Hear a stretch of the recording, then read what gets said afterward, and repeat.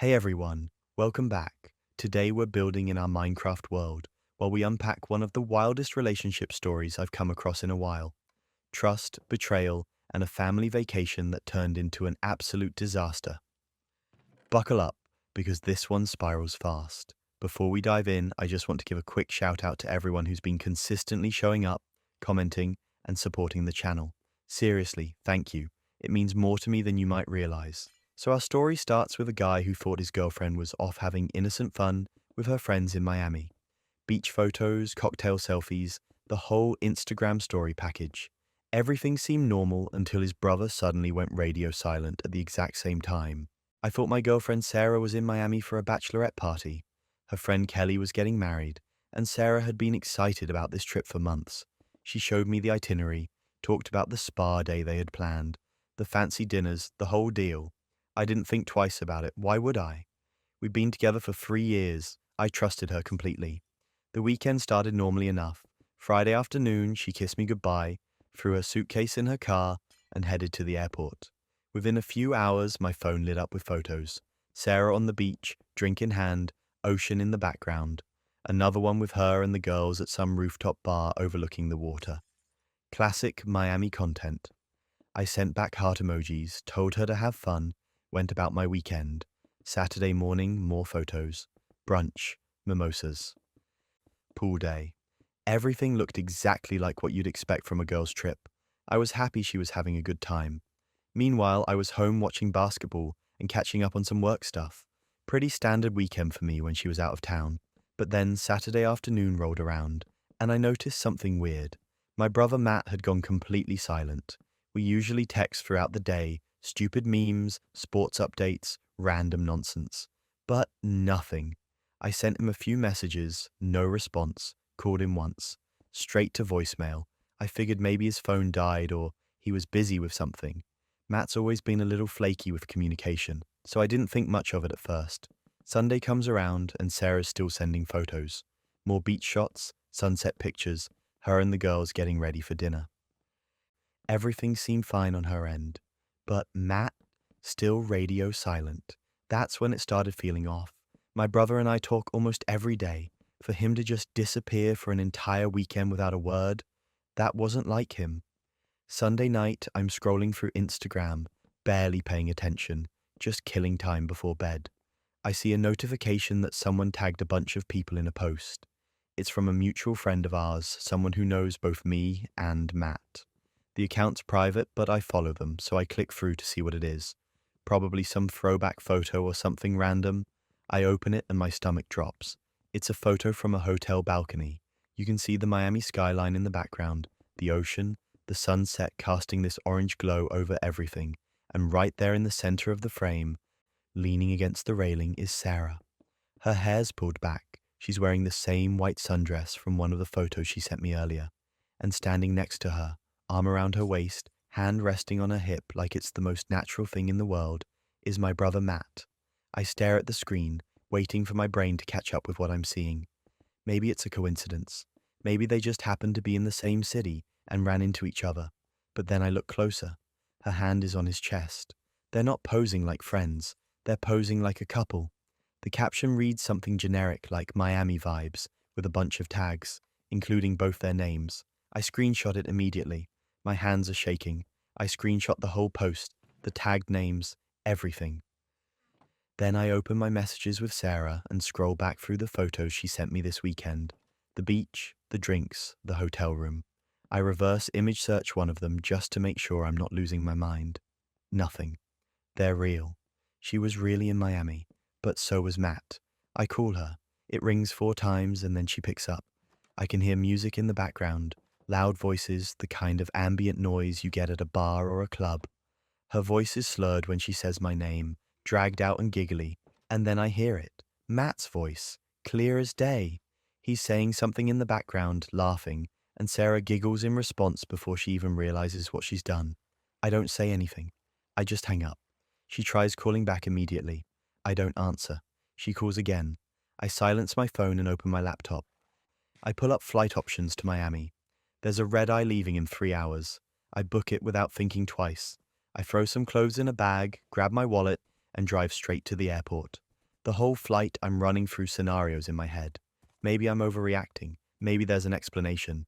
But the more I think about it, the more the pieces fall into place. Matt's sudden silence. Sarah's perfectly curated photos that never showed anyone else in frame. The way she'd been acting slightly off the past few weeks. A little distant, a little distracted. I thought it was just wedding stress from helping Kelly plan everything. Turns out it was something else entirely. I land in Miami at 1:30 in the morning. I don't have the hotel name, but I know the view from that Instagram photo. I reverse search the Miami skyline angle, cross-reference it with hotels in the area, and narrow it down to 3 possibilities. I try the first one. The front desk confirms they have a reservation under Matt's name. Of course they do. I head up to the room, 4th floor. I stand outside the door for a minute, just breathing, trying to decide if I'm really going to do this. Then I knock. Silence. Then shuffling. A muffled voice. The door cracks open and there's Matt. Shirtless, hair a mess, eyes half asleep and confused. He sees me and his face goes white. If you've made it this far into the chaos, you're as addicted to Reddit drama as I am. Make sure to subscribe and tell me where you're watching from in the comments, because trust me, this night is about to get even messier. So there I am, standing in that hotel hallway at 2 in the morning, adrenaline crashing. When Matt opens the door, he tries to say something, but I push past him into the room, and there she is, Sarah, sitting up in bed, sheet pulled up to her chest, mascara smudged, frozen like a deer in headlights. For a second, nobody says anything. It's just the 3 of us in this tiny hotel room, the air thick with tension and disbelief. Matt starts stammering. He's trying to form words, but nothing coherent is coming out. Finally, he manages, "Dude, I can explain." I just stare at him. I don't even know what to say. What explanation could possibly make this okay? He runs his hand through his hair, pacing, and then he says it. "It just happened, man. We didn't plan this. It just happened. Like they tripped and fell into bed together. Like this whole weekend was some kind of accident." Sarah starts crying. Not the kind of crying that feels genuine. The kind that's performative, designed to make me feel bad for her. She's saying my name over and over, reaching out like she wants me to come sit next to her, like we're going to talk this through. I take a step back. I pull out my phone and open the screenshots. I hold it up so they can both see. "This just happened?" I ask. "You just happened to book the same hotel, the same weekend, and pose for photos together on a balcony?" Matt tries to say something, but I cut him off. I'm done listening. I open my banking app and cancel the credit card I'd given Sarah for emergencies. The one I told her to use if she ever needed anything while traveling. The one she's probably been using all weekend to fund this little getaway with my brother. I watch her face as the realization hits. She starts panicking, asking me what I'm doing, begging me to stop. I don't say another word. I turn around, walk out of the room, and let the door slam behind me. I block both of them on everything before I even make it back to the elevator. Calls, texts, social media, all of it. Gone. The flight home is a blur. I don't sleep. I just sit there, staring out the window, replaying the whole thing in my head. 3 years. 3 years of my life with someone who was apparently capable of this. And my brother. My own brother. The person I trusted more than almost anyone. When I get home, I tell my parents. I figured they deserve to know. My dad's furious. He calls Matt immediately, demands an explanation. But my mom tries to defend him. She says things like, "People make mistakes, and he's your brother. You need to forgive him." She actually suggests I try to work things out with Sarah because relationships take effort. I'm done. I'm done with Sarah. I'm done with Matt. And honestly, I'm done with my mom's enabling nonsense. Some mistakes you don't come back from. Some betrayals don't get forgiven just because you share DNA. They basically built their own downfall. I didn't have to do anything except show up and watch it collapse. But family betrayal? That's just the appetizer. Because the next story takes unexpected consequences to a whole new level. One that involves police, DNA, and a cold case nobody saw coming. I thought it would be fun. That's the part that keeps me up at night. I literally bought myself a DNA test as a Christmas present because I was bored and curious. You know those ancestry kits everyone's always talking about? The ones that tell you you're 3% Scandinavian or whatever? Yeah, I spit in the tube, mailed it off, and went back to my normal life. I figured maybe I'd find some distant cousins I didn't know about, or finally confirm my grandma's claim that we're descended from Italian royalty. Spoiler alert, we're not. But what I did find was so much worse than just being regular Italian. 3 months go by. I've honestly forgotten I even did the test. Then one Saturday morning, there's a knock on my door. Not a friendly knock either. The kind of knock that makes your stomach drop before you even look through the peephole. I open it and there are two detectives standing there with badges out, asking if they can come in. My first thought is that someone I know died. My second thought is that I'm about to get robbed by people pretending to be cops. Neither of those thoughts prepared me for what they actually said. They sit down on my couch and one of them pulls out a folder. He asks me if I recently submitted DNA to one of those genetic testing companies. I say yes, confused.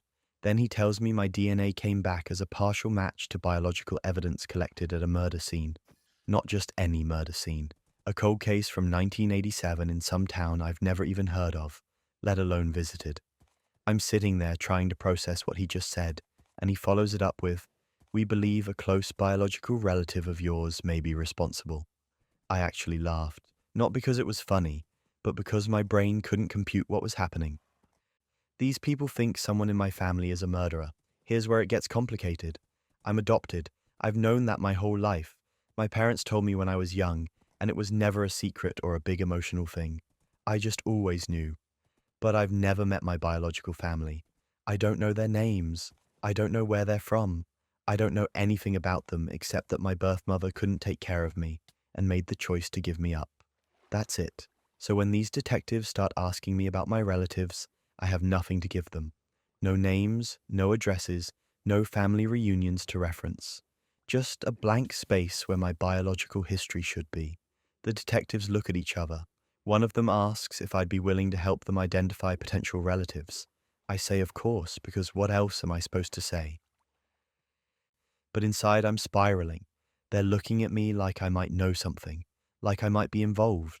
I keep trying to explain that I've never even been to the state where this murder happened, but they're not really listening. They just keep saying things like, "We're not accusing you of anything," which is exactly what people say right before they accuse you of something. They leave, but it doesn't end there.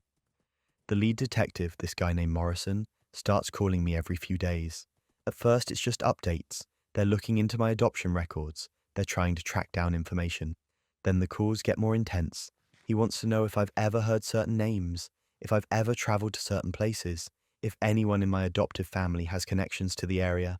I feel like I'm being interrogated in slow motion. Every question makes me feel guiltier, even though I haven't done anything. Then came the breaking point. Morrison calls me one afternoon and tells me they've hit a wall. My adoption records are sealed, and the agency that handled it doesn't exist anymore. They've been able to confirm that my biological mother's name was Linda, and that she died in 1991. But my biological father, unknown, not listed on any documents. Linda apparently never disclosed who he was. So now they're stuck, and I'm stuck, and this whole thing is going nowhere. Except Morrison isn't giving up. He tells me they want to exhume Linda's body. They think if they can get her DNA, they can build a family tree and figure out who else might be connected to the evidence they found. I don't even know how to respond to that. They want to dig up a woman I never met, who's been dead for over 30 years, because I decided to find out if I'm Irish. That's what this has become.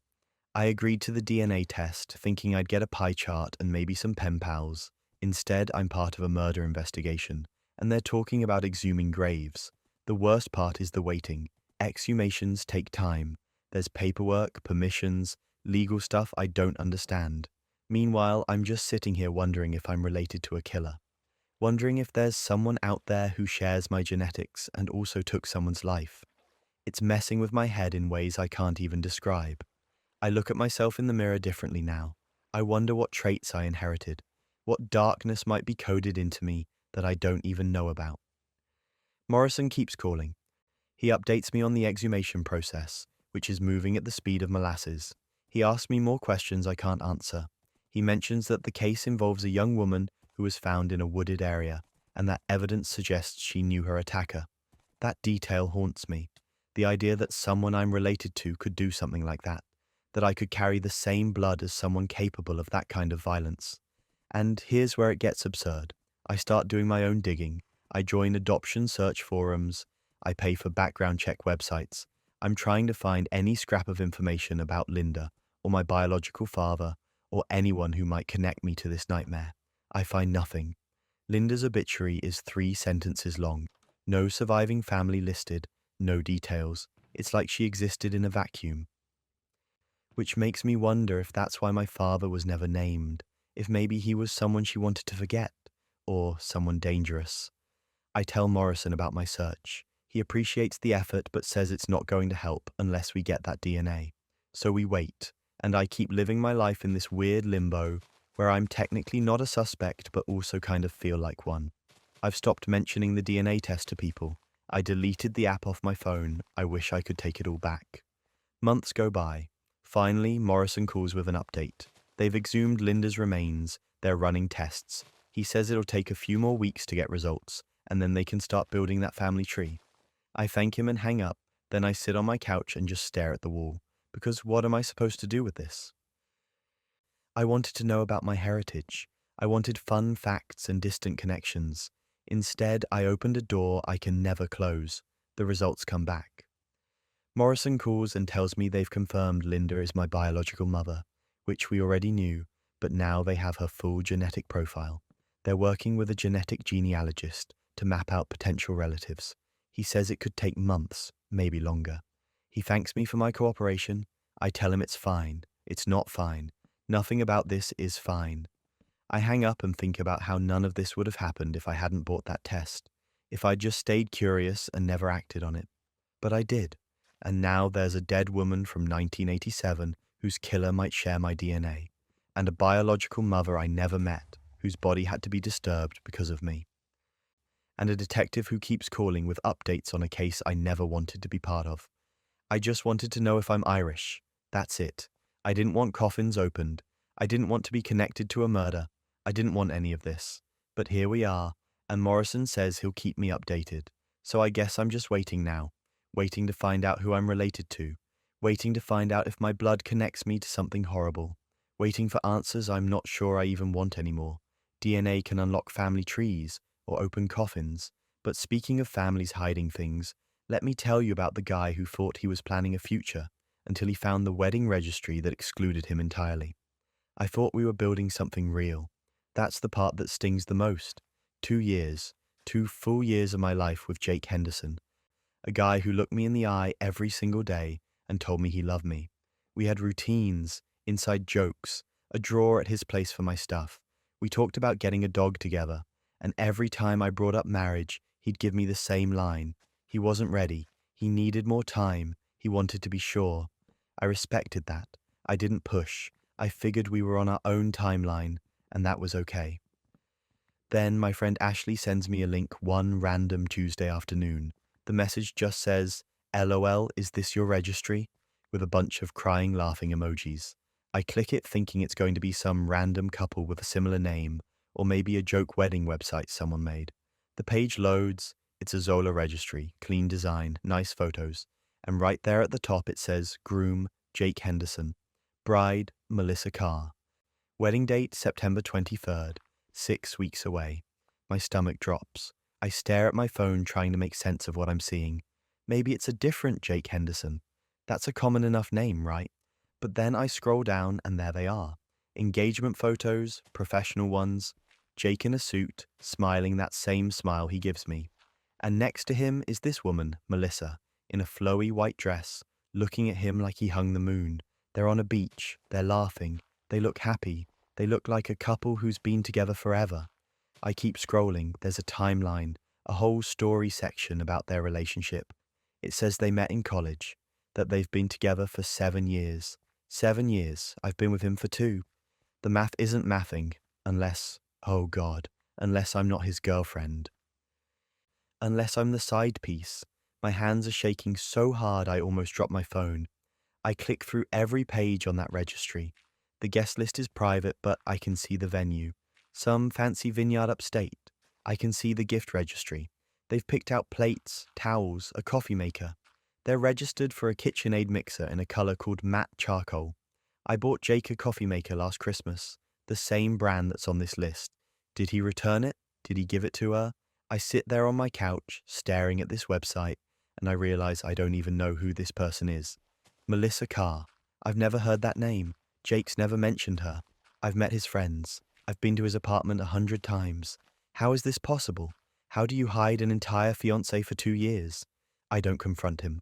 Not yet. I need to think. I need to figure out what I'm going to do, because if I call him right now, he's going to lie. He's going to have some explanation, and part of me knows I'll want to believe it. So instead, I sit with it. I let the anger build. I screenshot everything, the photos, the timeline, the registry. I save it all. That night, Jake texts me asking if I want to come over. I tell him I'm not feeling well. He sends back a sad face emoji and says he'll check on me tomorrow. I don't respond. I spend the entire night looking at that website, reading their story, looking at their photos, trying to figure out where I fit into this. Spoiler alert, I don't. The next day, I make a decision. I'm not going to confront him. I'm not going to give him the chance to explain or apologize or gaslight me into thinking I'm crazy. I'm going to let this play out. I'm going to that wedding. I RSVP under a fake name, something generic. Sarah Mitchell. I use a burner email. The website confirms my RSVP within an hour. I'm on the guest list now. Then I go shopping. I find a dress in the exact color palette they've chosen for their bridesmaids. Dusty blue. I buy it. I get my hair done the week of. I plan the whole thing like I'm preparing for a performance.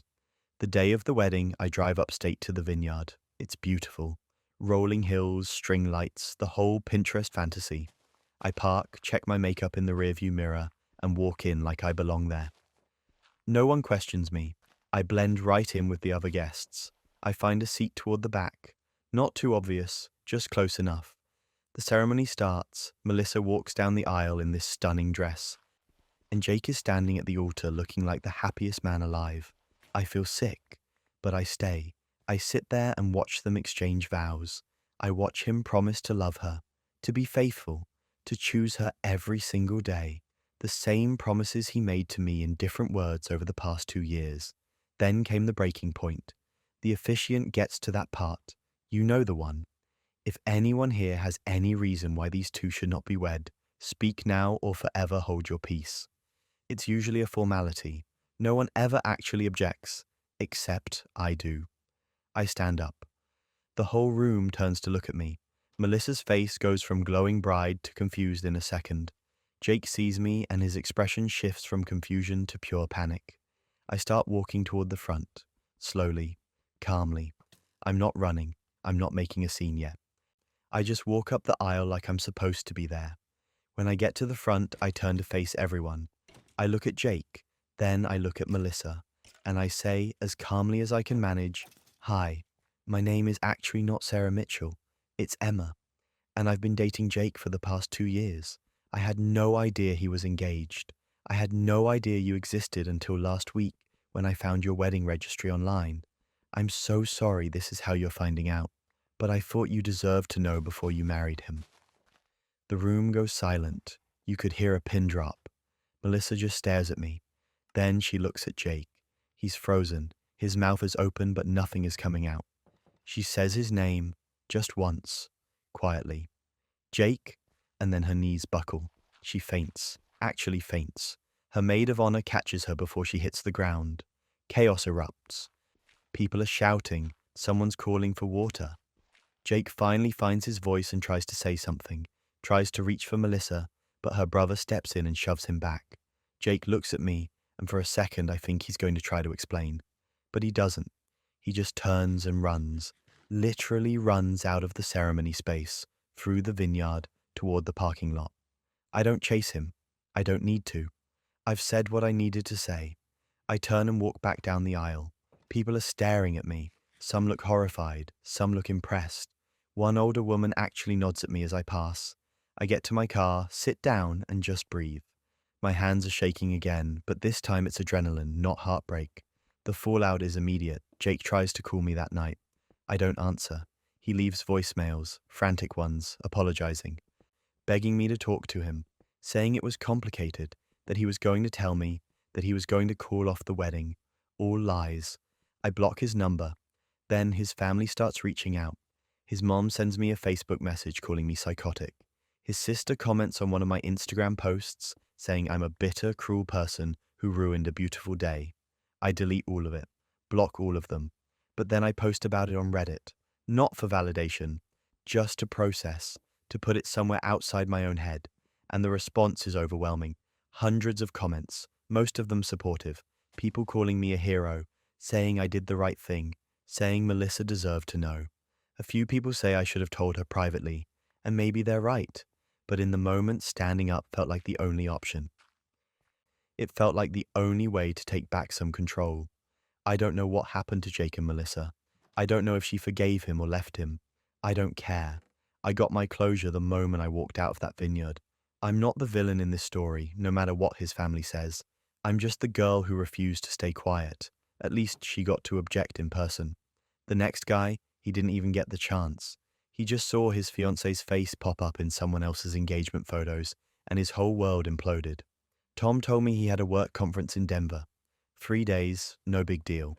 He travels for work sometimes, and I'm used to it. We'd been engaged for 6 months at that point, planning the wedding, talking about honeymoon destinations, the whole 9 yards.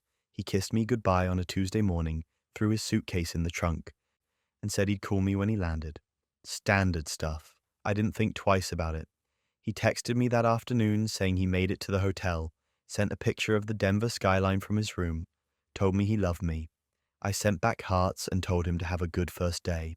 That was the last normal conversation we had.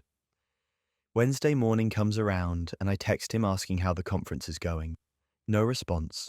I figure he's busy sitting in some boring seminar about quarterly projections or whatever it is he does. A few hours go by, still nothing. I call him around lunch. It rings and goes to voicemail. I leave a message, something casual, asking him to call me back when he gets a chance. By Wednesday night, I'm starting to worry. Tom always responds. Even if he's swamped, he'll send a quick text or at least a thumbs up emoji. But I've got nothing. Radio silence. I call again. Straight to voicemail this time, like his phone's off or dead.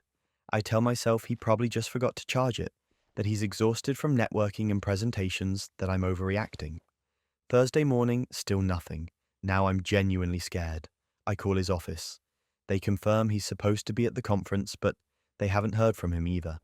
I call the hotel directly. They transfer me to his room. No answer. I ask the front desk to do a welfare check, and they say they'll send someone up. 20 minutes later, they call me back.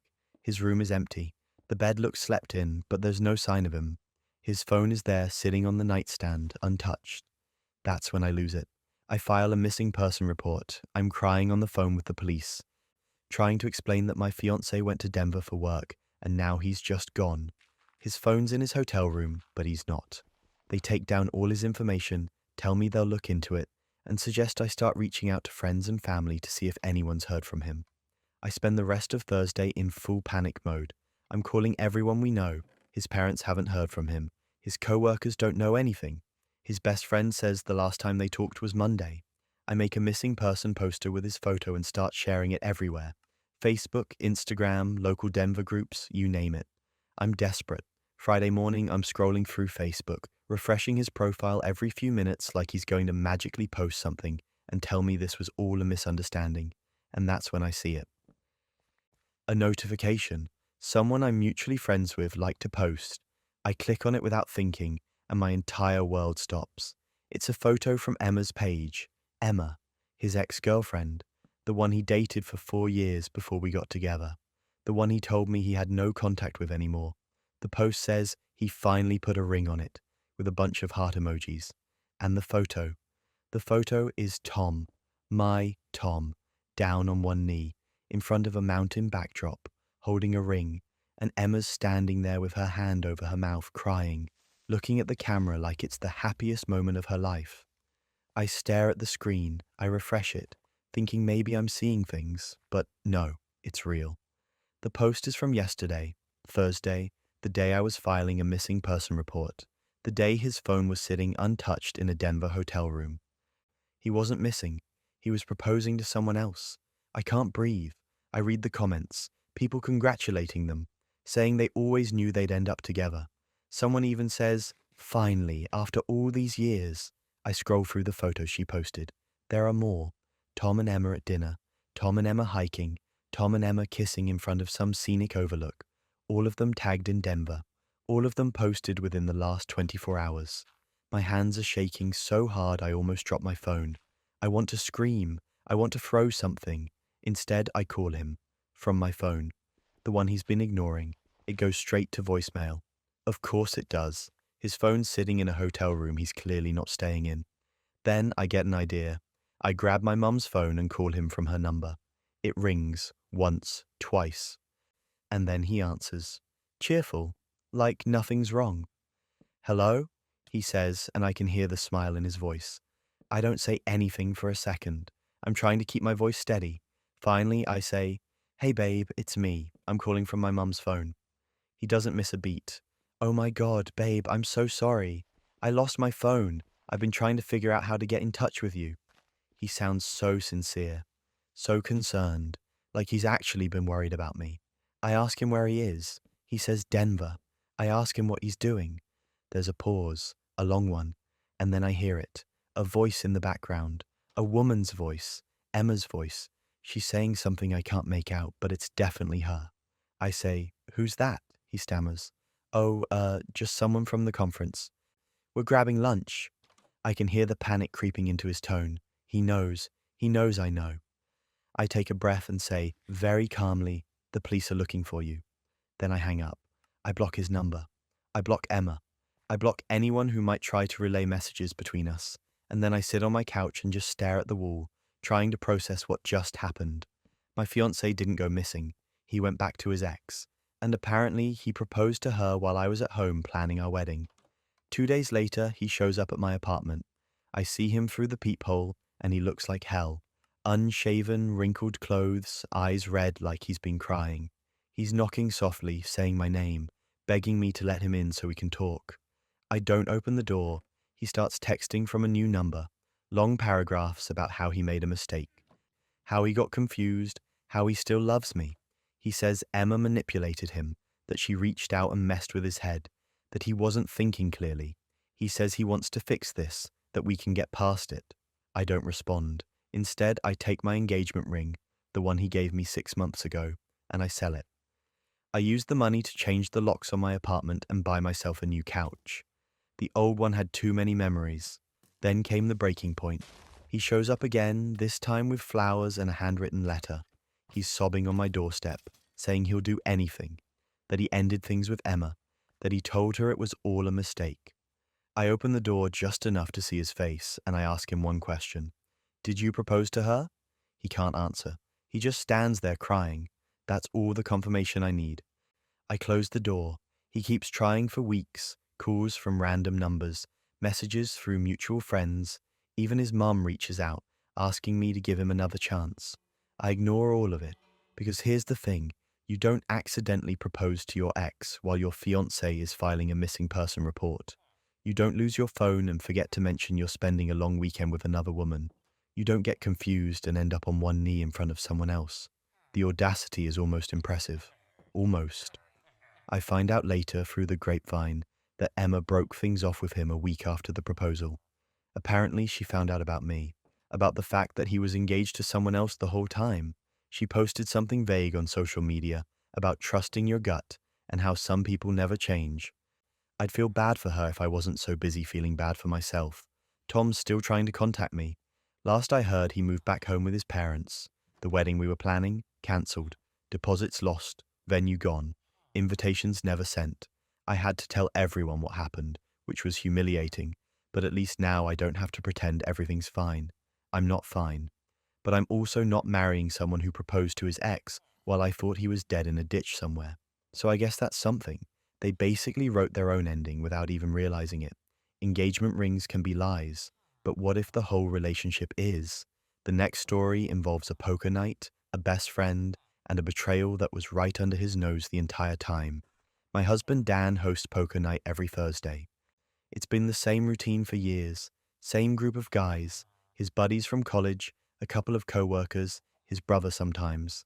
They set up in the garage with a fold-out table, cheap beer, and bags of chips. I've always stayed out of it. It's his thing, his space. I don't mind. Thursday nights are when I catch up on shows or take a long bath or just enjoy having the house to myself. This particular Thursday, I'm upstairs working late when I realize I left my laptop in the car. I need it for a presentation the next morning, and I'm not about to go into Friday unprepared. So I head downstairs, planning to slip through the garage, grab my laptop from the front seat, and get back to what I was doing. No interruptions, no awkward small talk with Dan's friends. I open the door to the garage and immediately something feels off. The lights are dimmer than usual. There's music playing, which is normal, but the vibe is different, quieter, more intimate. I can hear voices, laughter, but it's not the usual rowdy energy of a poker game. I step inside, and that's when I see her. Rachel, my best friend of 10 years, sitting on Dan's lap, her arm draped over his shoulder, his hand resting on her waist like it belongs there. She's holding cards, laughing at something someone just said, and she looks completely comfortable, like this is normal, like she's supposed to be there. Everyone freezes. The entire room goes silent. Dan's eyes go wide. Rachel's smile drops. The other guys just stare at me like I've walked in on something I wasn't supposed to see, which apparently I did. I don't say anything at first. I just stand there, laptop keys in hand, trying to process what I'm looking at. Rachel shifts in Dan's lap, but she doesn't get up. She actually tries to laugh it off. She says, "Hey, I didn't know you were home. It's just poker." Her voice is too bright, too casual, like she's trying to convince me that what I'm seeing isn't what I'm seeing. Dan finally speaks. He's stammering, tripping over his words. "Babe, she wanted to join the game. She texted and asked if she could sit in. It's no big deal." He's looking at me like he's waiting for me to agree with him. Like he wants me to nod and say, "Oh, okay, cool, have fun," and walk back upstairs.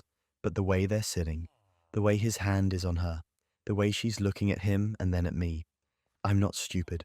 This isn't just poker. I grab my laptop from the shelf near the door where I'd left it earlier, and I turn around. I look at Dan, then at Rachel, then at the rest of the guys who are suddenly very interested in their cards, and I say very calmly, "Game's over." I walk back inside, close the door behind me, and stand in the kitchen for a minute just breathing. My hands are shaking, my heart is pounding. I hear muffled voices from the garage. Someone says something I can't make out. A door opens and closes. Footsteps. I don't care. I go upstairs, lock myself in the bedroom, and call a divorce attorney. It's 10:30 at night, so I leave a voicemail. I explain the situation as clearly as I can, ask for a consultation as soon as possible, and hang up. Then I just sit on the edge of the bed, staring at the wall, trying to figure out how long this has been going on. How many Thursday nights have I spent upstairs, blissfully unaware, while my husband and my best friend were doing whatever they were doing in the garage? Rachel texts me within the hour, a long rambling message about how it's not what it looked like, how she just wanted to hang out, how she's sorry if it seemed weird. She says Dan invited her. She says it was innocent. She says she'd never do anything to hurt me. I don't respond. I screenshot the message and save it. Dan comes upstairs around midnight. I hear him moving around the house, and then he tries the bedroom door. It's locked. He knocks softly, saying my name, asking me to let him in so we can talk. I don't answer. He keeps trying, saying it was nothing, that Rachel's just a friend, that I'm overreacting, that I'm making this into something it's not. I let him talk until he runs out of things to say, and then I hear him walk away. I don't sleep that night. I lie there replaying every Thursday night for the past few months. Every time Dan said the game ran late. Every time Rachel texted me randomly on a Thursday evening with some excuse about being busy. Every time I felt like something was slightly off but couldn't put my finger on it. It all makes sense now. The next morning, I don't go to work. I call in sick and spend the day calling private investigators. I hire one by noon. I give them everything. Photos of Dan and Rachel, their phone numbers, a list of places they might go. I tell the investigator I need proof, not just suspicion. Proof. It takes less than a week. The PI comes back with a full report. Photos, timestamps, locations. They've been meeting for 6 months. Coffee shops, her apartment, a hotel twice, lunches that ran long.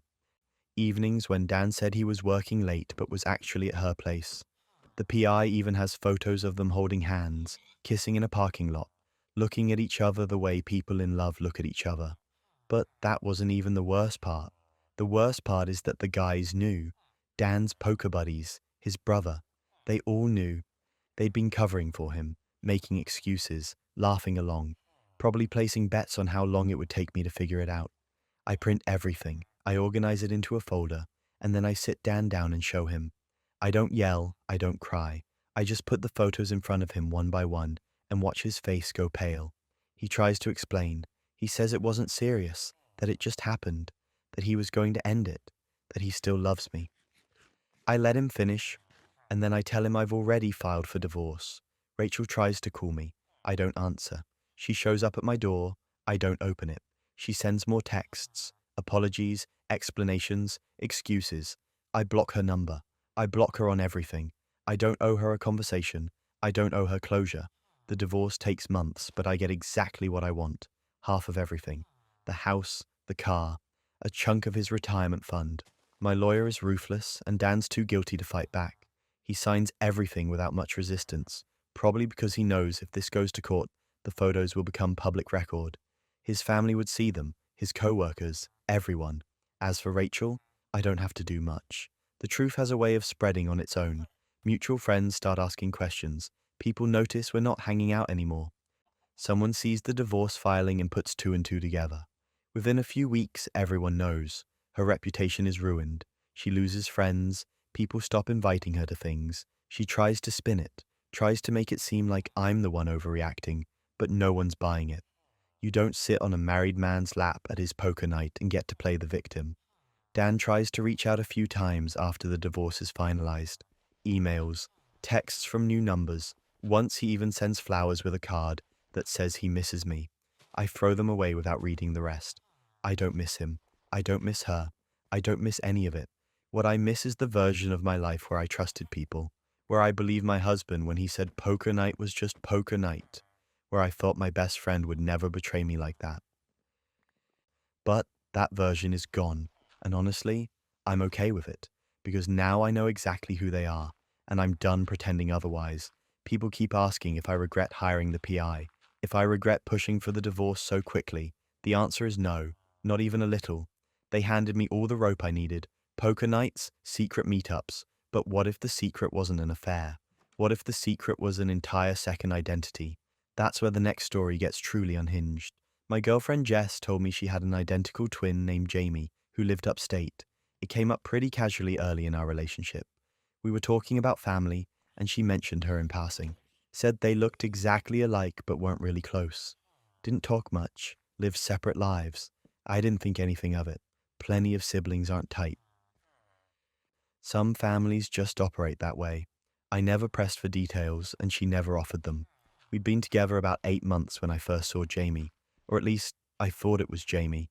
I was at a coffee shop 2 towns over, picking up an order before heading to a work thing. I'm standing in line and I see her. Jess, same hair, same face, same build. Wearing clothes I'd never seen before, but it's definitely her. Except Jess is supposed to be at work right now. I texted her an hour ago and she said she was in back-to-back meetings all afternoon. I wave, smile, start walking toward her, and she looks right at me. Not the way you look at someone you know, the way you look at someone you're trying to avoid. Her eyes go wide, she freezes for a second, then turns and walks out of the coffee shop, fast, almost running. I'm standing there confused, holding my phone, wondering what just happened. I text Jess, "Hey, did your sister just blow me off at a coffee shop?" She responds immediately. "What? Where?" I tell her. She says Jamie's been weird lately, going through something. Asked me not to take it personally. I let it go. It's awkward, but families are complicated. Maybe Jamie didn't want to make small talk with her sister's boyfriend. Whatever. But it sticks with me. The way she looked at me. The panic in her eyes. It wasn't the look of someone who didn't feel like chatting. It was the look of someone who got caught. A month goes by. Jess is acting slightly off. Nothing major. Just small things. She's more secretive with her phone. She takes calls in the other room. Her schedule's unpredictable. She says work's been crazy, and I believe her. But that coffee shop moment keeps replaying in my head. Something doesn't add up, so I do something I'm not proud of. I follow her. I know. It's toxic. It's a violation of trust. But I can't shake the feeling that something's wrong. One Saturday, she tells me she's going to visit a friend. She leaves around noon. I wait 10 minutes, then I get in my car and follow her. She doesn't go to a friend's house. She drives to an apartment complex I've never seen before, parks in the lot, and then she does something that makes my stomach drop. She changes clothes right there in the car. She pulls off the sweater she was wearing and puts on a completely different outfit. Changes her shoes, pulls her hair up into a style she never wears, puts on different jewelry. Then she gets out of the car and walks into one of the buildings like she lives there. I sit in my car trying to process what I just saw. Maybe she's surprising someone. Maybe it's some kind of weird gift thing. But the way she changed clothes, the way she checked herself in the mirror before getting out, it all felt rehearsed, practiced. I wait. 20 minutes, an hour. Finally, I get out and walk to the building. I check the mailboxes in the lobby. Third floor, apartment 12. The name on the mailbox isn't Jess. It's not Jamie either. It says Morgan Clark. I stand there staring at it, my brain trying to catch up with what I'm seeing. I don't go upstairs. I go back to my car and I wait. 2 hours later, she comes out, still in the different clothes, still with the hair pulled up. She gets in her car, drives to a nearby parking garage, and changes back. Back into the sweater. Back into the version of herself I recognize. Then she drives home. I don't confront her right away. I need proof. I need to make sure I'm not losing my mind. So over the next 2 weeks, I follow her 3 more times. Same routine, different apartment, different clothes, different version of her. I take photos, not creepy close-ups, just enough to document what's happening. Her walking into the building, her mailbox, her car in the lot. And here's where it gets absurd. I do some digging. I look up Morgan Clark online. There's a Facebook profile. It's private, but I can see the profile picture. It's Jess, or Jamie, or whoever she is, and she's tagged in photos. Photos with people I've never seen. Photos at places I've never been. One photo shows her at a restaurant with a guy. His arm is around her. The caption says, "Date night with my love." It's from 3 weeks ago. I screenshot everything. I organize it into a folder, and then I sit Jess down and show her. Her face goes white. She doesn't try to deny it at first. She just stares at the photos, her hands shaking. Then she starts crying. Not the kind of crying that makes you want to comfort someone. The kind that's laced with panic. She knows she's caught. I ask her who Morgan is. She can't answer. I ask her about Jamie. She closes her eyes, and then she tells me. There's no twin. There never was. Jamie doesn't exist. She made her up years ago as an excuse, an alibi, a way to explain away inconsistencies if anyone ever noticed. But Morgan is real. Morgan is her, another version of her. A completely separate life she's been living for 4 years. She has 2 apartments, 2 jobs, 2 sets of friends, 2 phone numbers. She's been splitting her time between 2 entirely different existences, and I'm only half the story. The guy in the photo, his name is Aaron. He thinks he's dating Morgan Clark. He thinks she's his girlfriend, and apparently he just proposed to her last month. I just sit there. I don't even know what to say. 4 years. She's been doing this for 4 years. I ask her why. She says she doesn't know, that it started small. A fake name at a coffee shop, a second Instagram account. Then it spiraled. She got a second job under the fake name, rented an apartment, built an entirely separate identity. And once she was in too deep, she didn't know how to stop. I ask her which one is real. Am I dating Jess or Morgan? She starts crying harder. She says they're both real, that she's both people, that she doesn't know how to explain it in a way that makes sense. I tell her I'm done. I'm not going to be part of whatever this is. She begs me to stay, says she'll end it with Aaron, that she'll shut down the Morgan identity, that she'll get help. I tell her it's too late. I can't trust her. I don't even know who she is. Then came the breaking point. She tells me Aaron doesn't know either, that he has no idea she's living a double life, that she's been lying to him the exact same way she's been lying to me. And then she says the thing that makes me realize just how far gone she is. She says, "I think I love both of you." I leave. I pack my stuff, block her number, and leave. I think about reaching out to Aaron, telling him what's going on, but I can't bring myself to do it. How do you even start that conversation? "Hey, your fiancé is actually living a secret double life and dating someone else under a different name." It sounds insane. He'd never believe me. But a week later, he contacts me. Turns out Jess or Morgan or whoever she is finally broke. She told him everything. He found my social media through her phone and reached out. We meet for coffee, compare notes, try to figure out how we both ended up here. He's as messed up as I am. He was planning a wedding. He thought they were building a future. And now he's finding out that half her life was a lie. That every time she said she was working late or visiting family, she was actually with me, or at her other apartment, or living as someone else entirely. Neither of us have heard from her since. Last I checked, both apartments are empty. Her social media's gone. It's like she just vanished. Maybe she started over somewhere else. Maybe she's living a third life now, with a third name and a third person who has no idea who she really is. I still don't understand it. I don't know if I ever will, but I know I dodged something way bigger and more complicated than a normal breakup. You really do just have to hand people the shovel and watch them dig. 2 lives, 1 person. But the next story flips that. 1 baby, 2 possible fathers, and a photo album that changes everything. My ex-girlfriend Kayla and I broke up 3 years ago. It wasn't clean. There were arguments, accusations, the whole messy breakup routine. But eventually we both moved on. Or at least I thought we did. I hadn't talked to her in years, didn't follow her on social media, didn't ask mutual friends about her. I was living my life, and I assumed she was living hers. Last month, I get added to a group chat. It's one of those automated things where someone's organizing an event, and they accidentally include the wrong person. I'm about to leave when I see the chat name. Kayla's baby shower planning. I freeze. Kayla had a baby? I scroll up through the messages. There are discussions about decorations, gift registries, who's bringing what food. And then I see it. A message from 3 weeks ago with a photo attached. Kayla holding a baby. The caption says, "Can't wait to celebrate this little guy."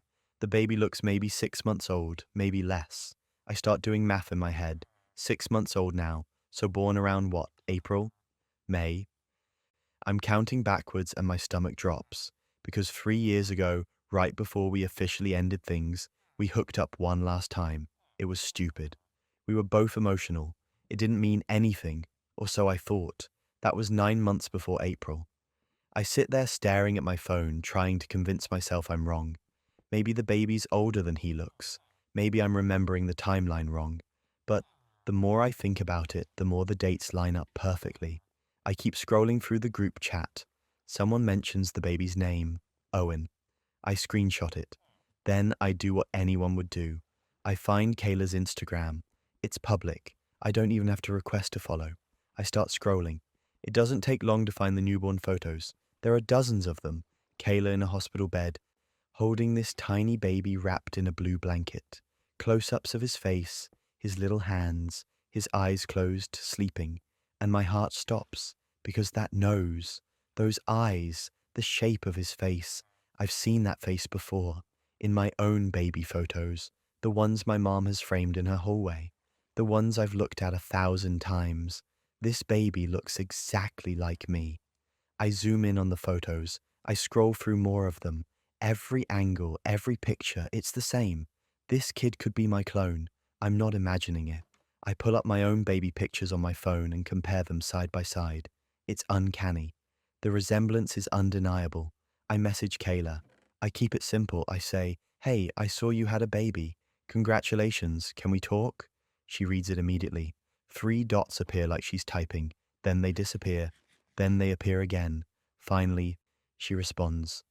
"Thanks. There's nothing to talk about." I push a little. "I just want to ask you something. It's important."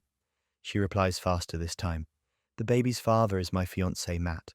That's all you need to know." I stare at the message. She's engaged. To someone named Matt. Someone I've never heard of. But that doesn't answer my question. I type out another message. "Kayla, I'm not trying to start anything, but I did the math. We were together 9 months before he was born. I just want to know if there's a chance." She cuts me off. "There's no chance. Matt is Owen's father. Don't contact me again." And then she blocks me. I try calling from a different number. Blocked. I try messaging her on Facebook. Blocked. Instagram. Blocked. She shut me out completely. And now I'm sitting here with this information, these photos, this gut feeling that won't go away, and no way to get answers. I contact a lawyer. I explain the situation. I show him the photos. I tell him about the timeline. He listens, takes notes, and then tells me I have the right to request a paternity test.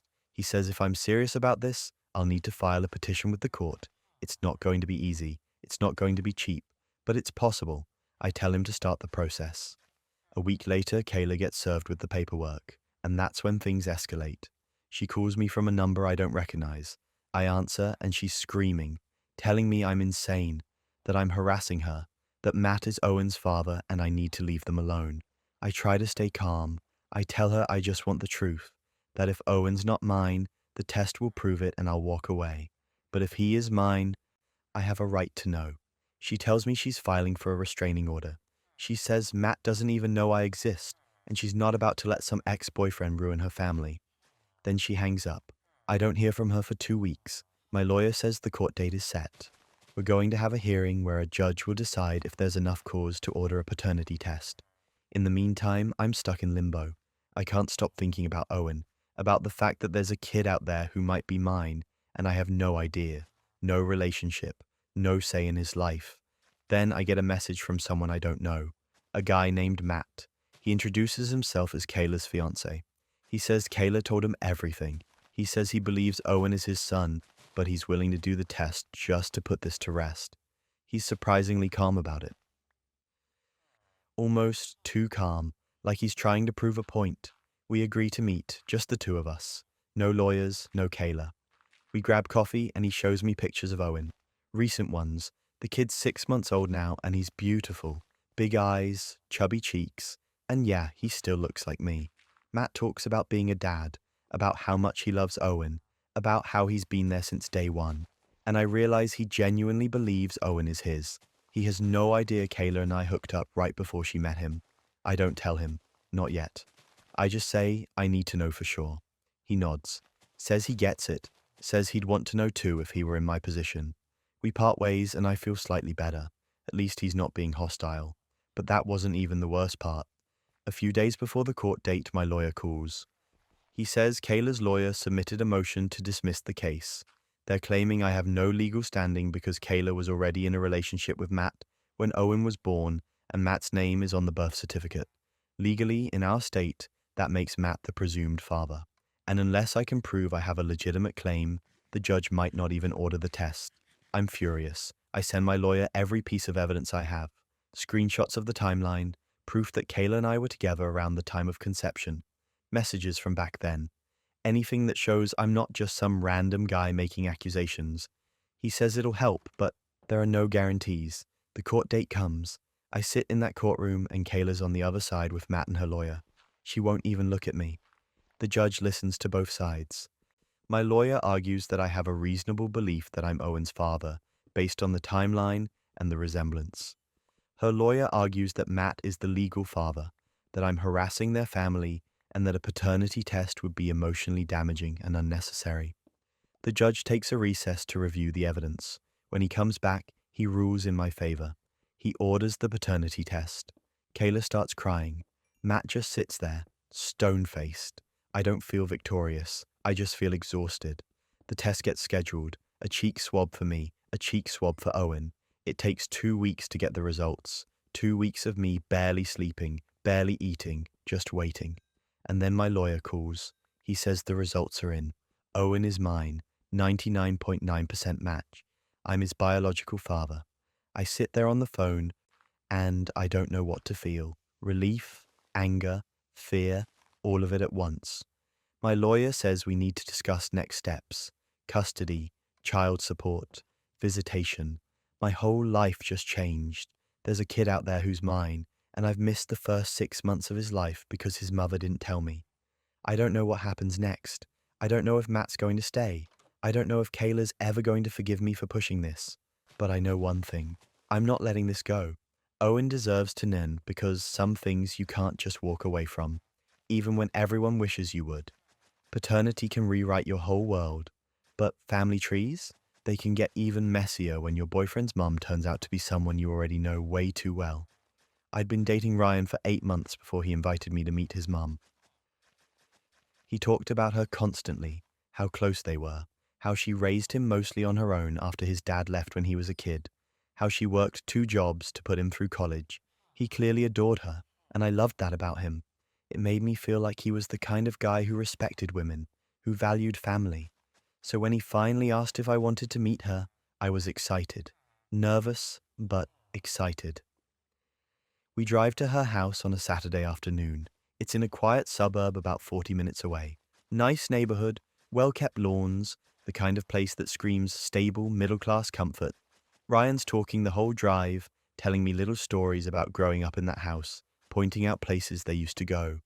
I'm smiling and nodding, trying to calm my nerves. Meeting the parents always feels like a test, and I want to pass. We pull into the driveway. Ryan grabs the flowers we brought, and we walk up to the front door. He rings the bell, and I hear footsteps inside. The door opens, and I freeze. It's Carol. Carol. My dad's ex-wife from his first marriage.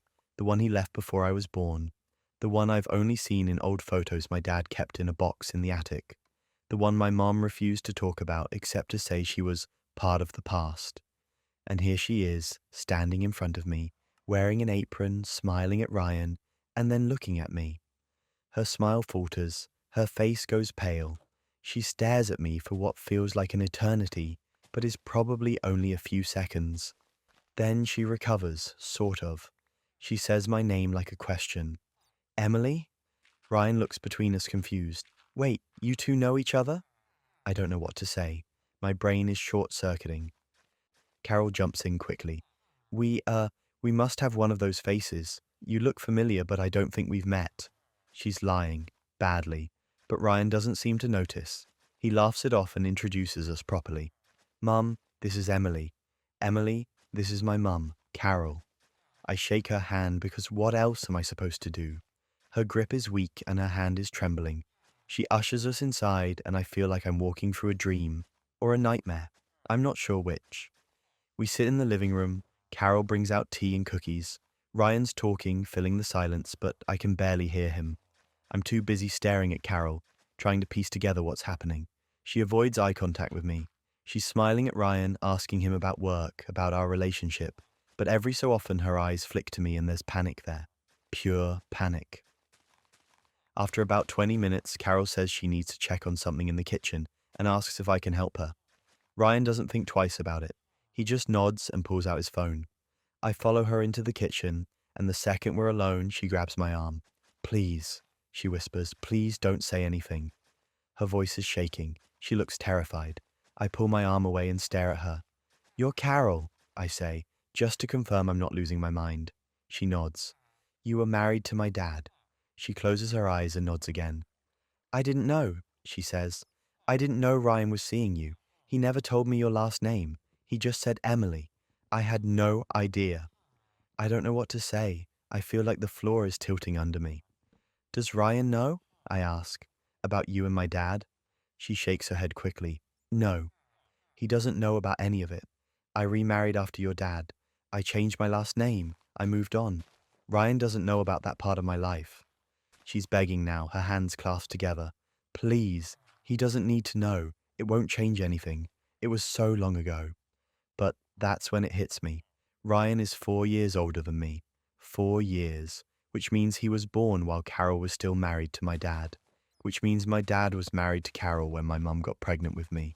I'm the affair baby. I'm the reason their marriage ended. And if Carol is Ryan's mum and my dad was married to her, that makes Ryan my stepbrother. Technically. Not biologically, thank God, but still.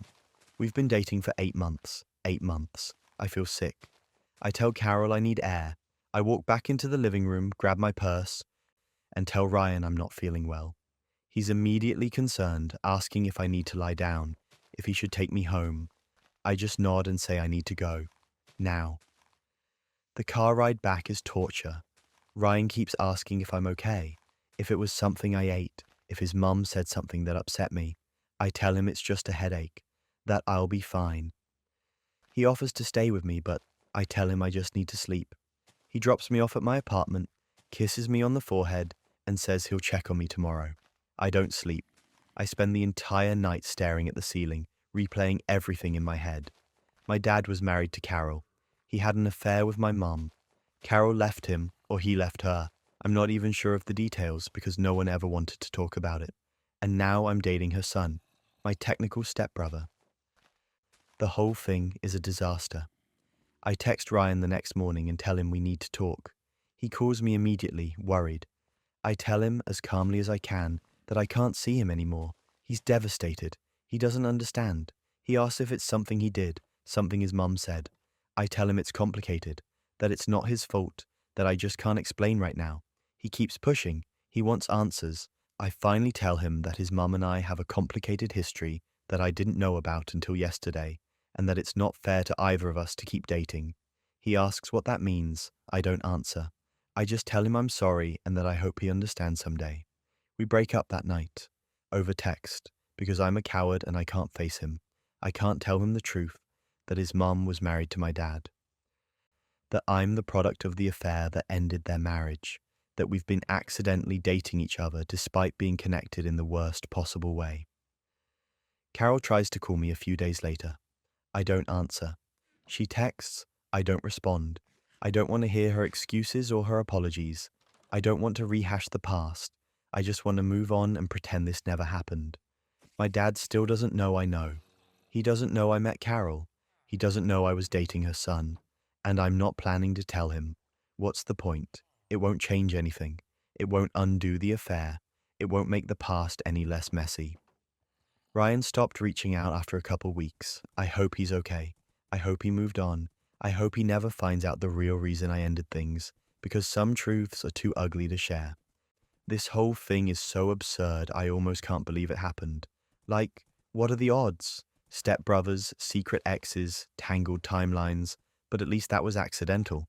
The next woman, she knew exactly who she was matching with on Tinder. I matched with Amanda on Tinder on a Tuesday night. I was bored scrolling through profiles, swiping left on most of them. Then hers popped up, gorgeous, mid-30s, dark hair, great smile, bio that was actually funny instead of the usual generic stuff about loving travel and tacos. We matched instantly. She messaged first, which was refreshing. We started talking and the conversation flowed easily. Witty banter, shared interests, no weird red flags. By the end of the night, we'd set up a date for Thursday at this wine bar downtown. Thursday comes around and I'm actually excited. I get there a few minutes early, grab a seat at a table near the window, order a drink. I'm checking my phone when I see someone walk in. I look up, ready to smile and wave, and my entire body goes cold. It's Amanda. Not Tinder Amanda. Amanda as in my boss Derek's wife. I've met her at least 3 times at company events, holiday parties, the summer barbecue at their house. She's walked through the office before to meet Derek for lunch. I know exactly who she is. She sees me, and instead of looking shocked or embarrassed, she smiles. A knowing smile, like this is exactly what she expected. She walks over to my table, sits down across from me, and says, "Surprise." I just stare at her. My brain is trying to catch up with what's happening, but it's not working. I manage to say, "What is this?" She leans back in her chair, completely relaxed, and says, "It's a date. What did you think it was?" I start to stand up. This is insane. This has to be some kind of setup or prank or something. I tell her I'm leaving. She puts her hand up, tells me to wait, says I should at least hear her out before I make a scene. Against my better judgment, I sit back down. She explains that she and Derek are in an open marriage, that they've been doing this for a couple of years, that they have rules and boundaries, and it's all very civilized. I don't believe her. I tell her that. She pulls out her phone, opens her messages, and shows me a text thread between her and Derek. I can see his name at the top, I can see his profile picture, and I can see the messages. They're talking about me, by name. Derek saying I seem like a good match for her asking if he's sure. Him saying yes, that he thinks I'd be perfect. I feel like I'm going to throw up. This isn't some spontaneous thing. This was planned. Derek, my boss, the guy who signs my paychecks and writes my performance reviews, told his wife to match with me on Tinder. He's been watching me at work, evaluating me. Not for a promotion. For this. Amanda keeps talking. She says Derek thought we'd get along. That he's mentioned me at home before. Said I was smart and attractive and exactly her type. She says it like it's a compliment. Like I should be flattered. I ask her if she understands how messed up this is. She shrugs and says not everyone sees relationships the same way. I stand up again. This time I don't let her stop me. I grab my coat, throw cash on the table for my drink, and walk out. She doesn't follow me. I sit in my car for 20 minutes just trying to breathe, trying to process what just happened. I feel violated, not physically, but in some way I can't even articulate. My boss orchestrated a date between me and his wife. He used his position, his knowledge of me, to set this up, and she went along with it like it was perfectly normal. The weekend is a blur. I don't leave my apartment. I don't answer texts from friends. Amanda messages me on Tinder. Then on my personal number, which I never gave her, which means Derek must have. The messages are casual, apologetic in a surface level way. She says she didn't mean to freak me out, that if I change my mind, the offer stands. I block her. Monday morning, I walk into the office dreading every second. I avoid Derek as much as possible, but we have a team meeting at 10. He's there, acting completely normal, smiling, cracking jokes, asking me how my weekend was like we're just colleagues making small talk.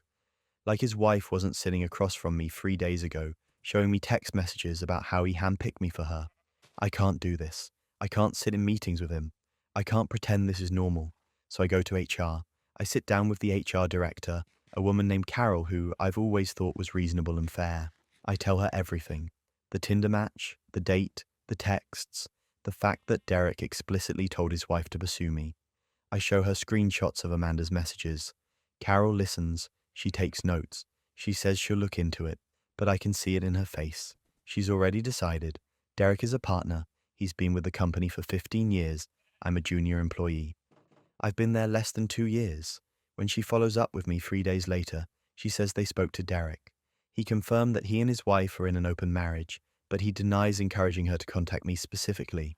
He says it must have been a coincidence, a misunderstanding. Carol tells me she believes him. She says unless I have proof that he used company resources or time to facilitate this, there's nothing they can do. She suggests I consider whether I'm comfortable continuing to work on his team.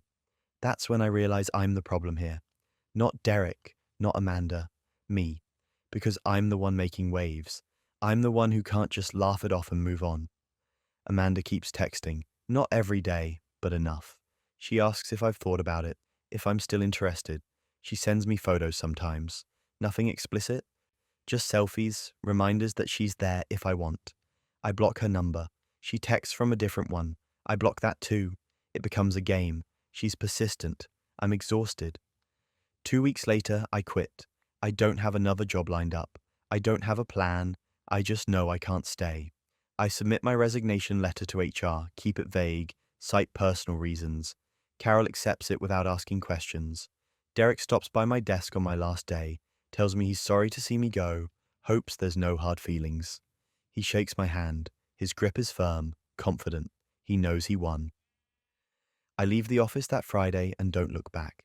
I spend the next month applying to jobs, trying to explain the gap in my resume without sounding bitter or crazy. I don't mention Derek or Amanda in interviews. I just say it wasn't the right fit. I find out later, through a mutual connection, that they're still married, still doing their open marriage thing. Apparently, I wasn't the first person Derek suggested to Amanda.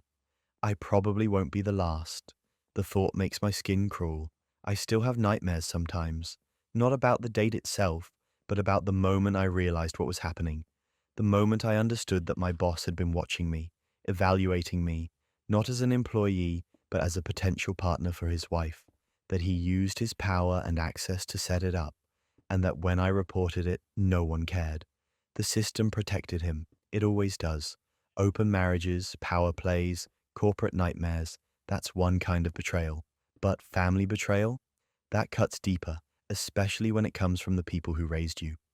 I came home early from work on a Tuesday. My last client cancelled, so I figured I'd use the extra time to catch up on some reading for my dissertation. I pull into the driveway, grab my bag, and head inside. The house is quiet except for voices coming from the kitchen. My parents, they're talking, and I'm about to announce myself when I hear my name. I freeze in the hallway. Something about the tone stops me. They're not just chatting. This sounds serious. I stay quiet and listen. My mum's voice comes through first. We need to cut him off.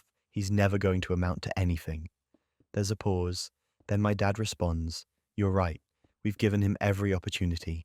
He's just wasting it." My stomach drops. They're talking about me. They're talking about cutting me off. My mum continues, I think we need to remove him from the will and stop paying for that ridiculous grad school. Maybe if he has to support himself, he'll finally get serious about his future. My dad agrees, says they should tell the extended family I'm going through a phase, that I'm figuring things out, that they're giving me space. I'm standing there in the hallway, barely breathing, trying to process what I'm hearing. I'm 26 years old. I have a job. I work as a research assistant at the university. I'm in a PhD program. I'm doing exactly what I'm supposed to be doing. But because I'm not in law school like they wanted, because I didn't follow their plan for my life, I'm suddenly not worth investing in. I pull out my phone. My hands are shaking, but I manage to open the voice recorder app. I hit record and hold it up, making sure it's picking up their conversation. They keep talking. My mum mentions calling the family lawyer. My dad says they should do it soon before I get too comfortable. They laugh, actually laugh, like the idea of cutting their own son off is funny. I stand there for another 5 minutes, recording everything. Then I quietly back out of the house, get in my car, and drive to a coffee shop. I sit in the parking lot and listen to the recording 3 times. Each time it feels more surreal. These are my parents, the people who raised me, and they're planning to disown me because I chose a different career path. I don't go back home that night. I stay at a friend's place and spend the evening figuring out what to do. Part of me wants to confront them immediately, but another part of me knows that won't accomplish anything. They'll deny it, gaslight me, tell me I misunderstood. So I decide to wait. I decide to let them show everyone exactly who they are. That weekend is my grandmother's 85th birthday. Big family dinner at a restaurant. Everyone's going to be there. Aunts, uncles, cousins, the whole extended family. I show up with the recording saved on my phone and a Bluetooth speaker in my bag. Dinner goes normally at first. People are chatting, eating, sharing stories. My parents are in good spirits, playing the role of proud, supportive family members. My mum even makes a comment about how proud she is of me for pursuing my education. I almost laugh. Then it's time for toasts. My uncle goes first, says some nice things about my grandmother. My aunt goes next. Then my dad stands up. He starts talking about family, about legacy, about the importance of supporting each other. The irony is suffocating. When he sits down, I stand up. I say I have something I'd like to share. My mum looks at me, a little confused but smiling. My dad nods like he's expecting some heartfelt speech. I pull out my phone and the speaker. I connect them, and then I hit play. The audio starts. My mum's voice comes through, crystal clear. We need to cut him off. He's never going to amount to anything. The table goes silent. People stop eating. My dad's face goes pale. My mum looks like she's about to be sick. The recording keeps playing. Every word, every laugh, every plan they made to erase me from their lives. When it ends, no one says anything for a long moment. Then my grandmother speaks. Her voice is quiet but firm. Is this true? She's looking at my parents. My mum tries to stammer out an explanation, something about it being taken out of context, that they were just venting, that they didn't mean it. My dad jumps in, says I shouldn't have been recording them, that this is a violation of their privacy, that I'm being manipulative. I just stand there and let them talk. Let them dig themselves deeper. My grandmother cuts them off. I asked you a question. Is it true? Were you planning to cut him off? My mum can't look at her. My dad tries to explain that they're just trying to do what's best for me, that tough love is sometimes necessary, that I need to learn responsibility. My grandmother doesn't buy it. She looks at me, and there's something in her eyes I've never seen before. Sadness, but also resolve. She tells everyone she's tired and wants to go home. The dinner ends abruptly. People leave confused and uncomfortable. My parents try to talk to me in the parking lot, but I ignore them. I get in my car and drive away. The next week, my grandmother calls me. She asks me to come over. When I get there, she sits me down and tells me she's changed her will. Everything she was leaving to my parents is now going to me. The house, the savings, all of it. She says she's not going to reward people who treat their own children like investments that didn't pan out. I try to tell her she doesn't have to do that I didn't play the recording to manipulate her or get her money. She stops me. She says she knows that this isn't about me. It's about them, about the fact that they were willing to abandon their son for not living up to their expectations. She says she didn't raise my dad to be that kind of person, and she's ashamed. My parents find out about the will a few days later. My dad calls me, furious, accuses me of poisoning my grandmother against them, says I'm tearing the family apart. I let him yell for a minute, then I hang up. I block both their numbers. I block them on social media. I'm done. That was 8 months ago. They haven't spoken to me since. My grandmother and I have coffee every week. She asks about my research, about my classes, about my life. She tells me she's proud of me. That's all I ever wanted. Just someone to be proud of me for who I am, not who they wanted me to be. I finished my PhD in 2 years. I'm on track. I'm doing good work, and I'm doing it without their money, without their approval, without their conditional love. My grandmother's support means everything, but honestly, even if she hadn't changed her will, I'd still feel free, because I'm not waiting for their acceptance anymore. I'm not trying to live up to impossible standards. I'm just living my life. People ask if I regret it, if I wish I'd handled it differently. The answer is no. They made their choice when they decided I wasn't worth supporting. I just made sure everyone knew about it. They basically gave me the ending I needed without even realizing it. Parents can be your biggest enemy, but siblings? That's a betrayal that hits different, especially when it involves money that was never really theirs to take. My grandfather left me $100,000 when he died. I was 16. It was in a trust, set up so I'd get access to it when I turned 25. He was specific about that. He wanted me to have something when I was old enough to use it responsibly. Start a business, buy a house, pay off student loans, whatever I needed. My parents were named as trustees, which at the time seemed normal. They were adults. They'd manage it until I was ready. I didn't think about the money much over the years. I knew it was there, waiting. It felt like this safety net. Like no matter how hard things got, I'd have something to fall back on when I turned 25. That knowledge got me through a lot. Fast forward to my 25th birthday. I'm working 2 jobs, living in a cramped apartment with 3 roommates, barely scraping by. I'd gone to community college because that's all I could afford. Took out loans for the last 2 years when I transferred to finish my degree. I graduated with debt and not much else, but I had the trust fund, or so I thought. I call my dad a week after my birthday and ask him about accessing the money. He's quiet for a long time. Then he says we need to talk in person. That's never a good sign. I drive to my parents' house that weekend, and the whole vibe is off. My mum won't look at me. My dad's doing that thing where he clears his throat every few seconds like he's nervous. We sit down at the kitchen table, and he tells me the money's gone. Just like that. It's gone. I stare at him, waiting for the punchline. He says they used it for my sister's college, that she needed it more than I did, that it was for the family. I can't process what he's saying at first. My sister Lauren is 3 years younger than me. She went to a private university, $60,000 a year. I remember being jealous when she got in, wondering how they were affording it. I'd asked once and they said they'd saved up, that they had it handled. I never questioned it. Why would I? But now he's telling me they used my inheritance, the money my grandfather left specifically for me, and I never agreed to it. Nobody asked me. They just took it. I ask him how that's even legal. The money was in a trust. They couldn't just access it without my permission. He gets defensive, says they did what they had to do, that Lauren had opportunities I didn't, and they weren't going to let her pass them up just because I had some money sitting in an account. I leave without saying anything else. I'm too angry to speak. I get in my car and just sit there in their driveway, trying to breathe. My sister got a private school education, lived in a nice dorm, joined a sorority, did study abroad, and I worked 3 jobs to afford community college. I ate ramen for dinner most nights. I wore the same pair of jeans until they had holes in them, and the whole time my money was paying for her life. I hire a lawyer the next day. I explain the situation, show him the trust documents my grandfather's attorney had sent me years ago. My lawyer reads through everything and tells me that what my parents did is illegal. They shouldn't have been able to access the money without my consent or a court order.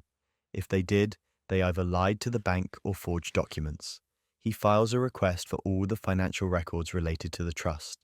It takes a few weeks, but when the records come back, it's worse than I thought. My parents had forged my signature on multiple documents to access the trust early.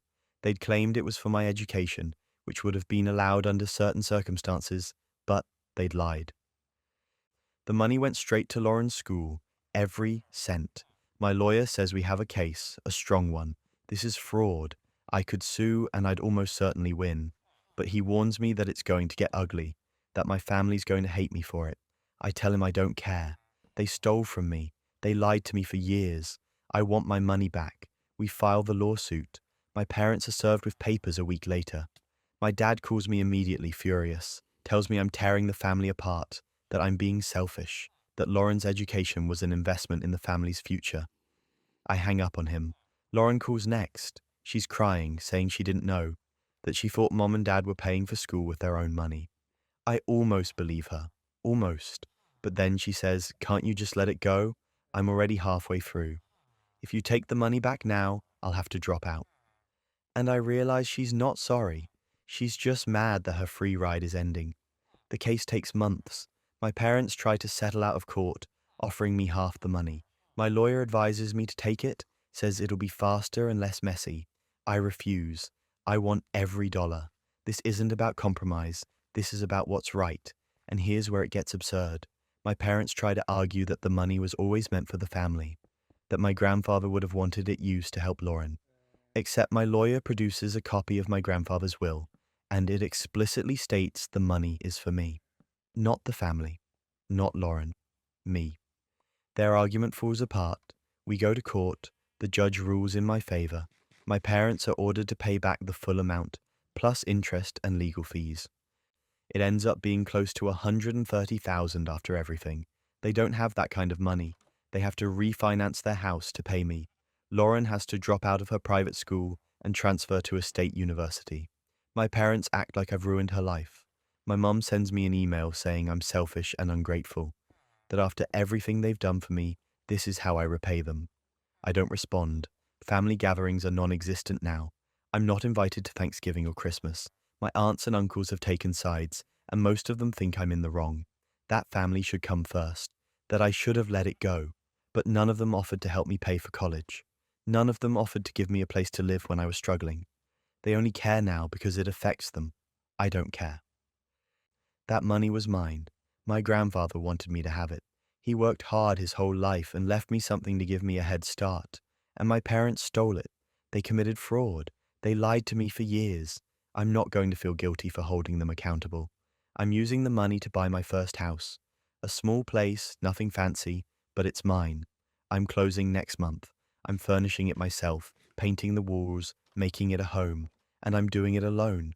No help from my parents. No family drama. Just me and the future my grandfather wanted me to have. The sheer entitlement to forge someone's signature and then act wounded when you get caught is genuinely something. Money, lies, forged signatures. But what if the frame job wasn't financial? What if your own mother tried to pin a crime on you, and you had to think 10 steps ahead to survive? My mom has always been the kind of person who rewrites history to suit her narrative. Growing up, if something went wrong, it was never her fault. Bills didn't get paid? My dad's problem. Lost her job? Her boss was jealous, got into a fight with a neighbor. They were crazy. I learned early on that my mum lived in a reality where she was always the victim and everyone else was out to get her. But this was something else entirely. My mom worked at a non-profit, one of those feel-good organizations that helps underprivileged kids get access to education programs. She'd been there for 5 years, working in the finance department. Good pay, decent benefits, and from the outside, it looked like she'd finally found some stability. I was genuinely happy for her. I thought maybe she'd changed, maybe she'd grown up. Then the audit happened. The non-profit brought in an external auditor because donations weren't matching up with expenditures. Thousands of dollars were unaccounted for. My mum called me one night frantic, saying they were investigating everyone in her department. She said she was scared she'd lose her job even though she hadn't done anything wrong. I believed her. I told her it would be fine, that audits are routine, that if she was innocent she had nothing to worry about. What I didn't know was that she'd been stealing from them for months. Small amounts at first. A few hundred here and there.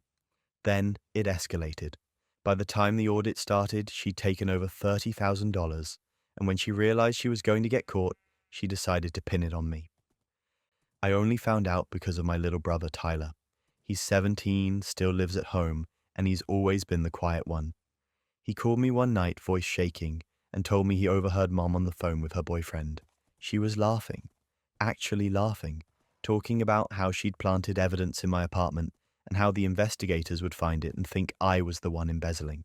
She said I was the perfect scapegoat because I'd visited her work a few times and had access to her office. I felt like I'd been punched in the stomach. My own mother was framing me for a crime she committed, and she was laughing about it. Tyler told me what she'd planted. Fake receipts with my signature forged on them, a thumb drive with files that had my name in the metadata, bank statements that made it look like I'd been funneling money into an account under my name. She'd been planning this for weeks, maybe longer. I didn't confront her. I knew that would be useless. Instead, I acted fast. I went to a security store and bought cameras, small ones, the kind you can hide.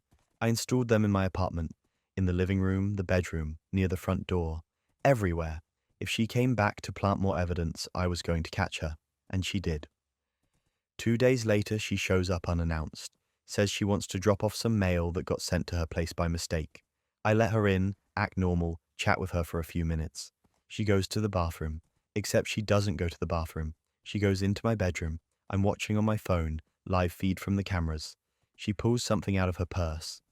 Another envelope. She slides it under my mattress. Then she leaves. I don't touch it. I leave everything exactly as it is. I save the footage, back it up in 3 different places, and then I go to the police.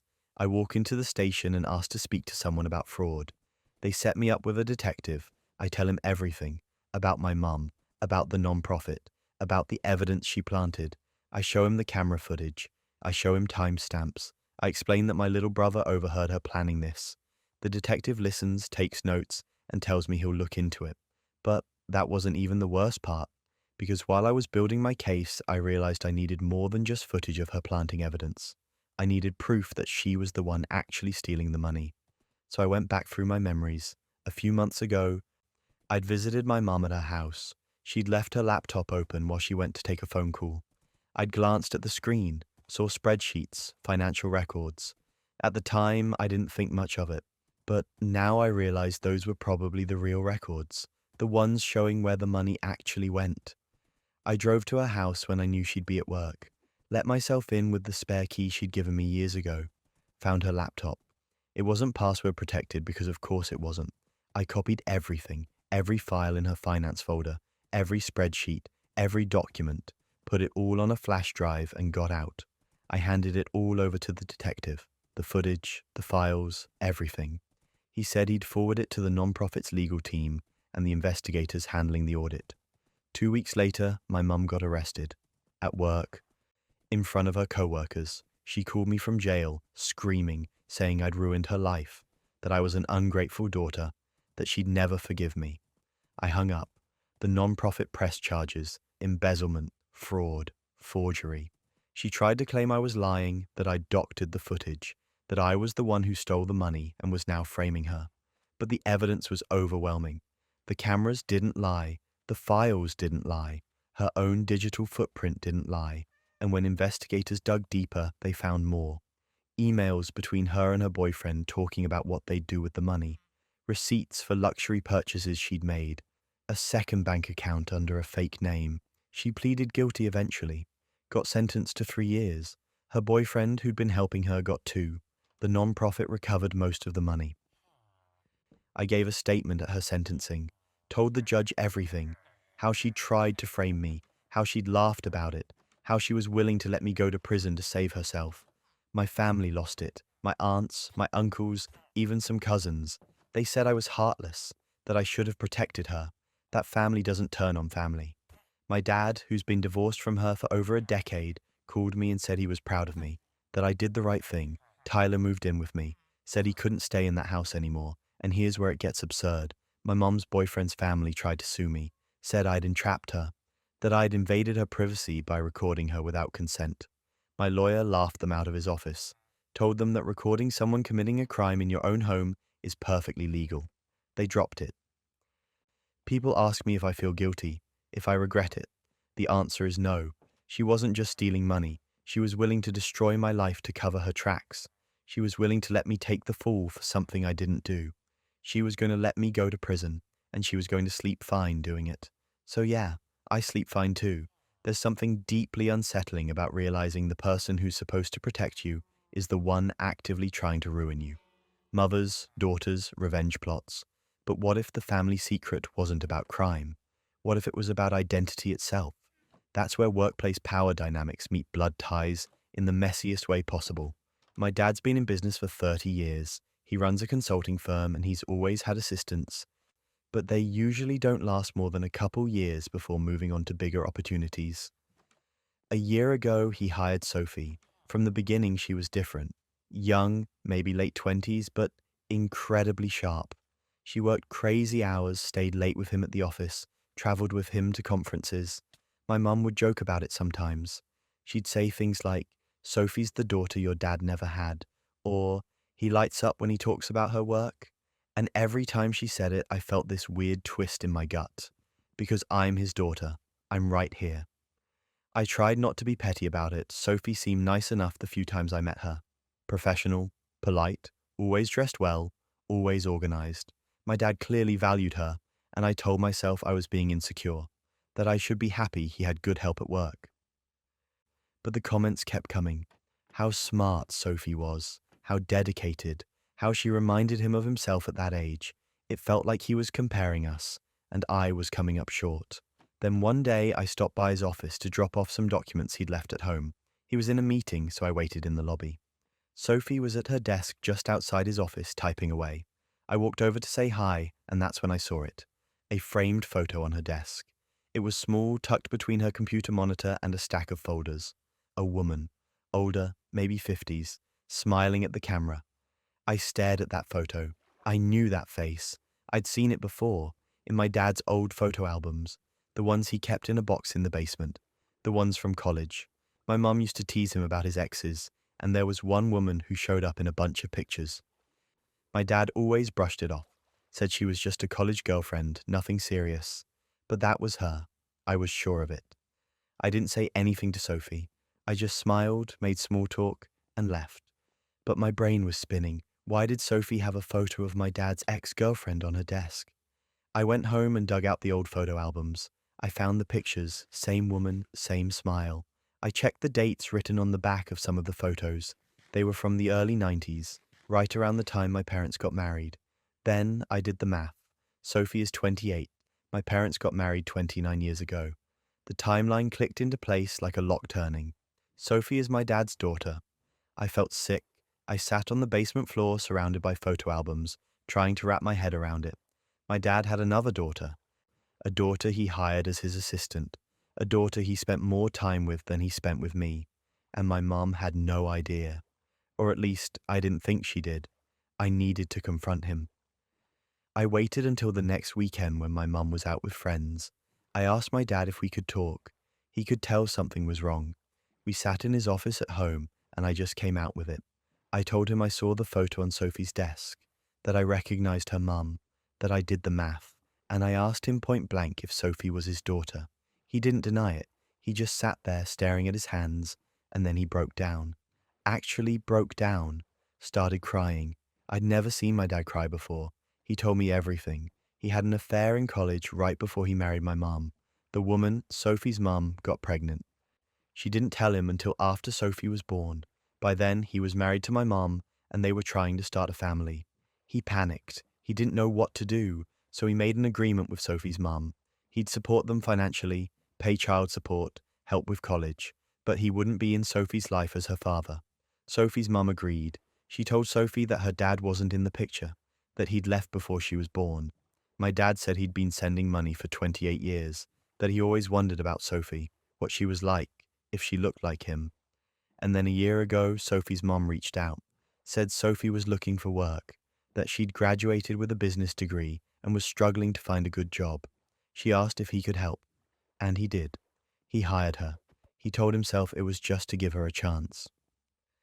But really, he wanted to know her, to be close to her without crossing the line. Sophie doesn't know. She has no idea he's her father. She thinks he's just a generous boss who took a chance on her. And my dad's been living this double life for a year, pretending to be her mentor while secretly being her dad. I asked him if Mum knew.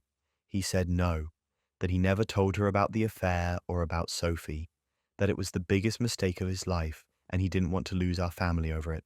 I didn't know what to say. Part of me felt bad for him, but the bigger part of me was furious. Furious that he'd been lying for decades.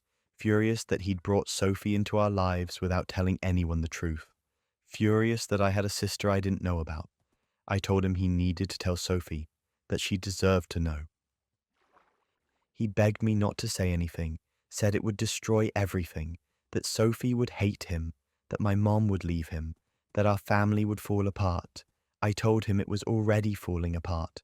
He just hadn't noticed because he was too busy keeping secrets. He wouldn't do it. He refused. So I did it for him.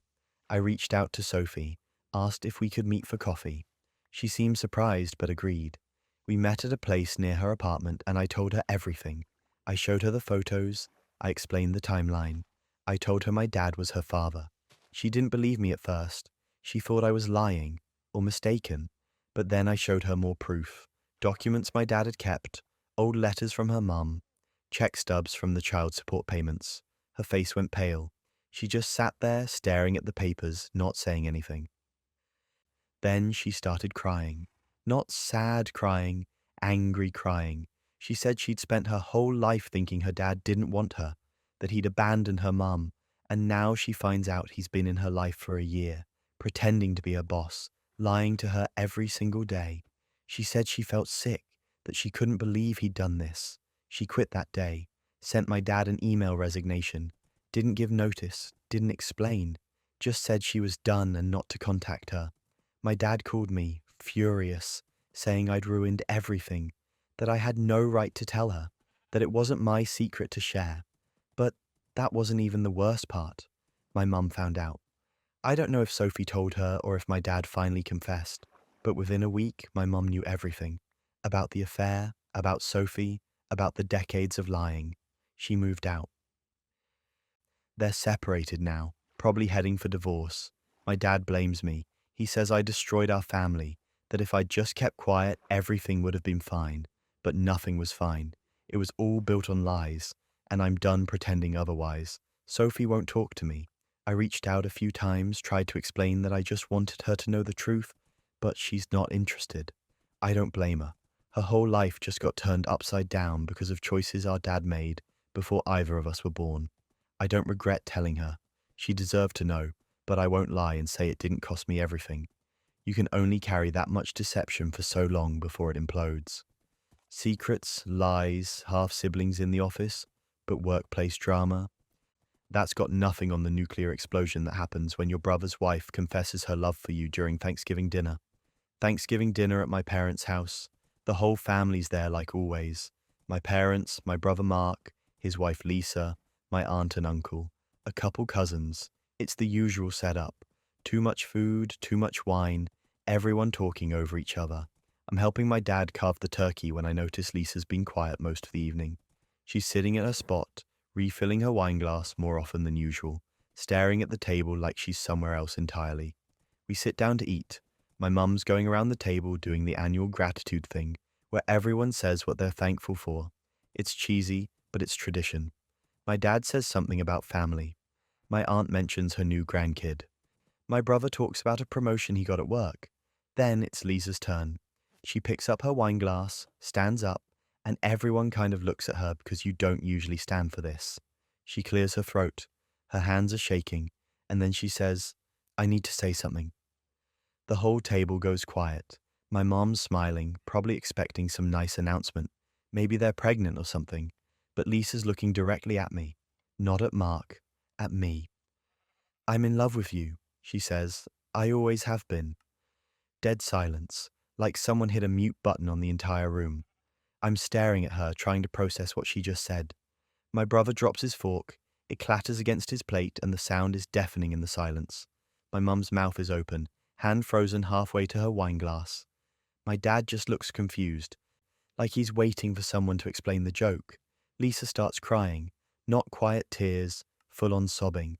She's still looking at me, and she starts talking faster, words tumbling out like she's been holding them in for years. She says she married the wrong brother, that she's been miserable for 5 years, that every time she looks at Mark, she wishes he was me, that she can't do this anymore, that she needed to tell the truth.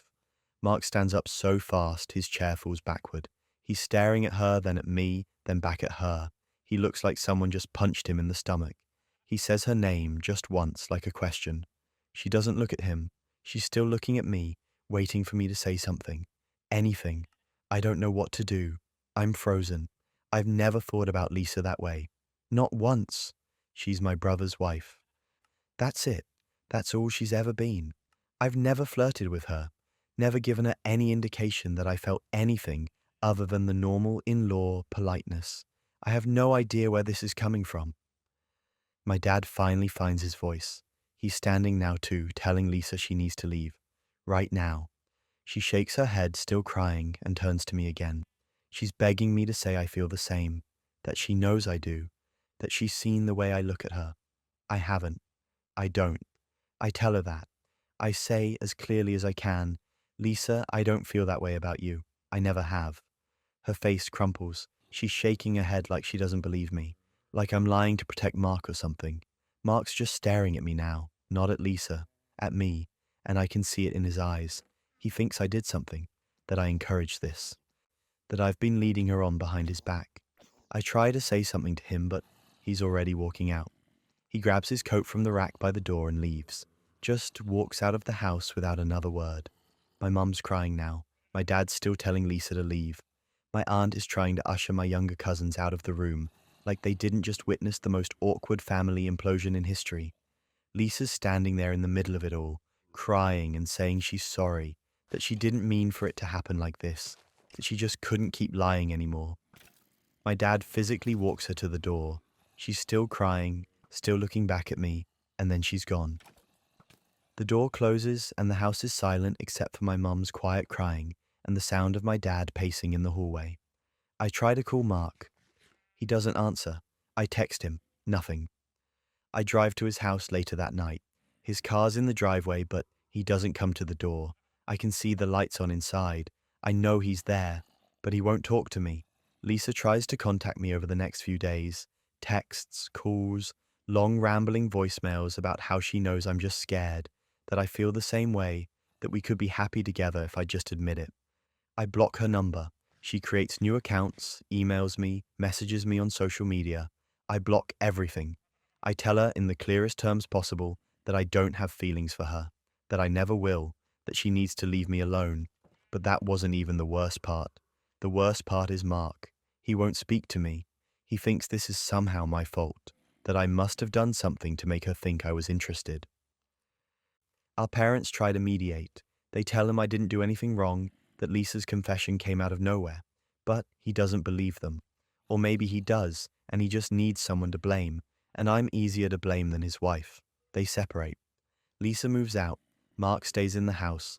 I hear through my mum that Lisa's telling people I broke up her marriage, that I led her on and then rejected her. It's completely backwards, but some people believe her. Mutual friends start acting weird around me, asking subtle questions, trying to figure out what really happened. Christmas comes around, and for the first time in my life, we don't have a family gathering. Mark doesn't show up. My parents don't push it. We have a quiet dinner, just the three of us, and nobody talks about what happened. It's like there's this massive elephant in the room that we're all pretending isn't there. By New Year's, Mark files for divorce. I find out through my mom. He still won't talk to me. I've tried reaching out dozens of times, apologizing even though I didn't do anything wrong, just to try to fix things. He ignores every message. Lisa keeps trying to contact me for months. Eventually, she stops. I hear she moved to another state, started over somewhere else. I hope she gets help. I hope she figures out whatever was going on in her head that made her think blowing up her marriage at Thanksgiving dinner was a good idea. It's been over a year now. Mark and I still don't talk. We avoid each other at family events when he bothers to show up, which isn't often. My parents are heartbroken. They've lost one son to anger and the other to guilt over something he didn't cause. Holidays are tense and uncomfortable. Everyone's walking on eggshells, trying not to mention Mark or Lisa or Thanksgiving, or anything that might trigger the memory of that night. I still don't understand what she was thinking, what made her believe I had feelings for her, what made her think confessing in front of the entire family was the right move. But I guess when you're that deep in your own delusion, logic doesn't really factor in. The whole thing imploded in a way nobody could have predicted, and the fallout is still settling. Unrequited love at the dinner table is brutal. But what if the surprise wasn't a confession? It was about your entire identity being rewritten in front of everyone you thought you knew. I turned 30 last month. My family wanted to do something special, which I appreciated. They told me they were taking me out to dinner. Nothing fancy, just family. So I show up at this event space they'd rented, thinking maybe it's a slightly bigger dinner than I expected. I walk in and the lights flip on. 60 people. Surprise! Everyone's there. My parents, my siblings, aunts, uncles, cousins I haven't seen in years, childhood friends, even some co-workers. I'm overwhelmed, but in a good way. I'm hugging people, thanking them for coming, feeling genuinely loved. Then my mum taps a glass to get everyone's attention. She's standing by a projector screen that's been set up at the front of the room. My dad's next to her, beaming. She's holding a remote and she says, "We wanted to make this birthday extra special. We put together a little presentation. 30 years of love, the story of our family." The lights dim, the projector clicks on, and the first slide appears. It's a photo of my parents, younger, standing in front of a building I don't recognize. They're holding a baby. The caption reads, "The day we brought him home." I'm smiling, waiting to see my baby pictures. Except these aren't my baby pictures. Or at least, they're not the ones I've seen 100 times in the photo albums at home. The baby in the photo is wearing different clothes. The blanket's different. I'm confused, but I figure maybe these are just photos I haven't seen before. Then my mum's voice comes through the speakers. She recorded a voiceover. 30 years ago, we adopted the most beautiful baby boy. From the moment we saw him, we knew he was meant to be ours. I freeze. The room is still clapping and oohing, but I'm not hearing any of it. My brain is trying to catch up with what she just said. Adopted. She said adopted. The slideshow keeps going. More photos. My parents holding me as a baby. Me as a toddler. Me starting school. All with captions about adoption. About chosen family. About how lucky they felt. I'm standing there in the middle of this room, surrounded by people who apparently all know something I didn't. I look around. My siblings are smiling. My aunts and uncles are nodding along like this is the most heartwarming thing they've ever seen. Nobody looks surprised. Nobody looks confused. Just me. I had no idea I was adopted. Nobody ever told me. Not once in 30 years did anyone sit me down and explain that I wasn't biologically related to the people I called mom and dad. And they chose this moment, my 30th birthday, in front of 60 people, to announce it like it's some kind of surprise party reveal. My mom's still talking through the speakers, saying how much they love me, how adoption was the best decision they ever made, how I completed their family. People are crying, happy crying. My dad's wiping his eyes, and I'm just standing there, feeling like the floor is dissolving under me. I don't remember making the decision to leave. I just know that at some point I turned around and walked out. I heard my mom call my name, heard people asking if I was okay, but I couldn't stay in that room. I got in my car and drove. I don't even remember where I went. I just drove until I couldn't think anymore. My phone started blowing up within minutes. Texts from relatives, from friends who were there, asking if I was all right, saying they didn't realize I didn't know. Some of them said I overreacted, that it was a beautiful tribute, that I should be grateful my parents loved me so much. One of my cousins actually texted, "Why are you making this about you? It's supposed to be a celebration. It is about me. It's my life, my identity." And I found out about it in front of 60 people at what was supposed to be a party. My parents called later that night. My mom was crying. She said she thought I knew, that they assumed I'd figured it out over the years. My dad said they talked about it when I was little, that they were always open about it, that maybe I just didn't remember, but I would remember that. You don't forget being told you're adopted. That's not something that just slips your mind. I asked them why they never sat me down and explained it properly, why they let me grow up thinking I was their biological son. My mum said they didn't want me to feel different, that they wanted me to feel like I belonged, and I did. I felt like I belonged right up until the moment they told me, in front of everyone I know, that I didn't. And here's where it gets absurd. My siblings called me the next day. They knew. They've always known. They said our parents told them when they were teenagers, made them promise not to say anything to me because they wanted to wait for the right time. Apparently, my 30th birthday party was the right time. I asked them if they understood how messed up that was. My brother said I was being dramatic, that lots of people are adopted and it's not a big deal. My sister said I should focus on the fact that our parents love me, not on the biology, but that's not the point. The point is I had a right to know, and I had a right to find out in private, not as part of a slideshow presentation with catering and a sheet cake. I haven't been back to my parents' house. I haven't returned most of the calls or texts. A few people have been understanding. A few friends reached out saying they'd feel the same way if it happened to them. But most of my family thinks I'm overreacting, that I'm being ungrateful, that I'm ruining what was supposed to be a beautiful moment. I started looking into my adoption. I requested my records. Turns out I was adopted through a private agency when I was 3 days old. My biological mother was young. She couldn't keep me. There's not much information beyond that. I don't know if I want to find her. I don't know if I even want to know more. Right now, I'm just trying to process the fact that everything I thought I knew about myself was incomplete. My parents keep saying they thought I knew, that they were always open about it. But I've gone through every memory I have, every conversation, every family story, and there's nothing, no hints, no moments where someone slipped up.